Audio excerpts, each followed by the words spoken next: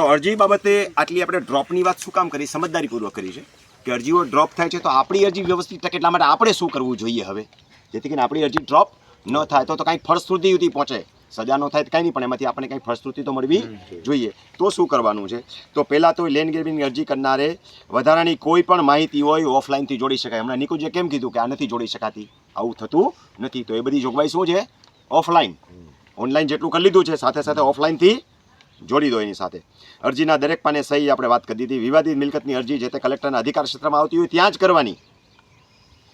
આપણને સૌરાષ્ટ્રવાળાને નહીં લાગે, પણ તો ડબલ વાળાને છે ને એને શું થાય ખબર છે, બાજુનો જિલ્લો હોય એને જિલ્લાની જ ખબર પડતી, જ્યાં નજીકનું હોય ને જેનો જિલ્લો હોય, જ્યાં ખરીદી કરવા જતો હોય નહીં એટલે જિલ્લામાં જઈને નાખી આવે, પછી અરજી બીજા જિલ્લામાં ટ્રાન્સફર થતી નથી.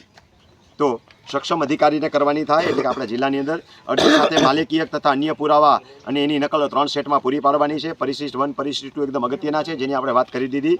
અરજી સ્વીકૃતિની પહોંચ ખાસ જોડવી. ઓનલાઈન પૈસા ભરશો એટલે એની પહોંચ ખાસ જોડવાની છે. જેટલી વાર કાઢશો એટલી વાર ઓરિજિનલ જ છે એ. હા, એની પ્રિન્ટ જેટલી વાર કાઢો એટલી ઓરિજિનલ છે.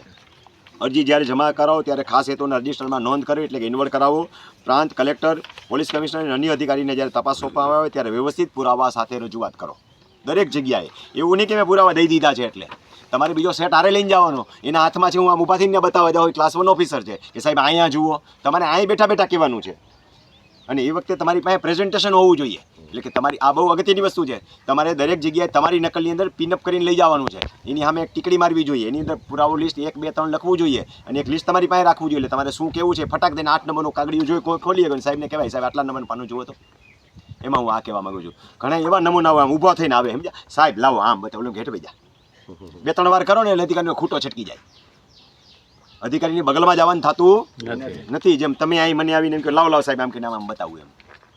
તો સમજદારીપૂર્વકનું એટલે કે પ્રેઝન્ટેશન કરતાં આવડવું જોઈએ. રજૂઆત આપણી વ્યવસ્થિત રીતે હોવી જોઈએ, નકર આપણને ન્યાય મળતો નથી. ઉપરના મેં એ જ કીધું ને, જે ડ્રોપ થવાના કારણોમાં કીધું એ કે આપણી પાસે સેટ હોવો જોઈએ. ખાલી સેટ લઈને જાય એમ નહીં, ઘણા કાગળિયા થપ્પા લઈ જાય પછી ત્યાં ગોતવા બે. આમાં અહીં નથી મારી પાસે ગોતવા બેતા, ગઈકાલે પરમ દિવસે આ ખેલ ભજવાનો જ.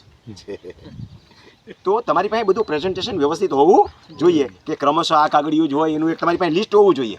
અને જે અગત્યના બતાવવાના નથી આપણને ખબર જ હોય કે આ બતાવવાના થશે, એ પિનઅપ કરી વ્યવસ્થિત કરી. ઓલા પીળા કલરના એવા સ્ટીકર આવે છે ને, જે લાલ કલરના એક આઈ નો મરાય, આમાં આગળ પાછળ આમાં મરાય ફ્લેગ, એટલે આગળ પાછળ આમાં મરાય. એની પર નંબર લખાય, કાંઈક તમારી ઝીણી ડિટેલ્સ તમારે લખવી હોય લખાઈને ફટાક દઈને તમને મળી જાય, જેથી કરીને પ્રેઝન્ટેશનમાં તમે 10 મિનિટમાં તમારું કામ પૂરું કરી. તમે એવી અપેક્ષા ન રાખી હોય મારી પાસે 1 કલાક બેસે અધિકારી.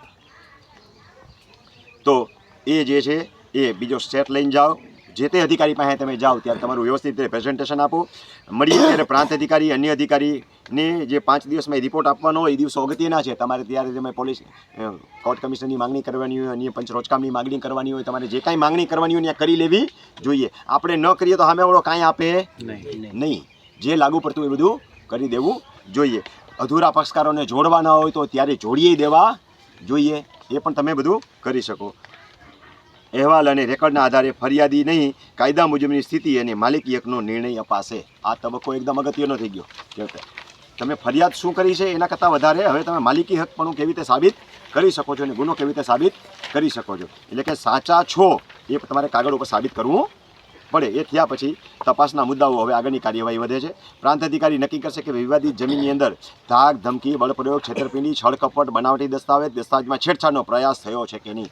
આટલા જ લેન્ડ ગ્રેબિંગના મુદ્દાઓ છે જે લેન્ડ ગ્રેબિંગ લાગુ પડે છે એમાં, કે આમાંનો કાંઈ પણ હોય તો ભારપૂર્વક રજૂઆત કરવાની થાય.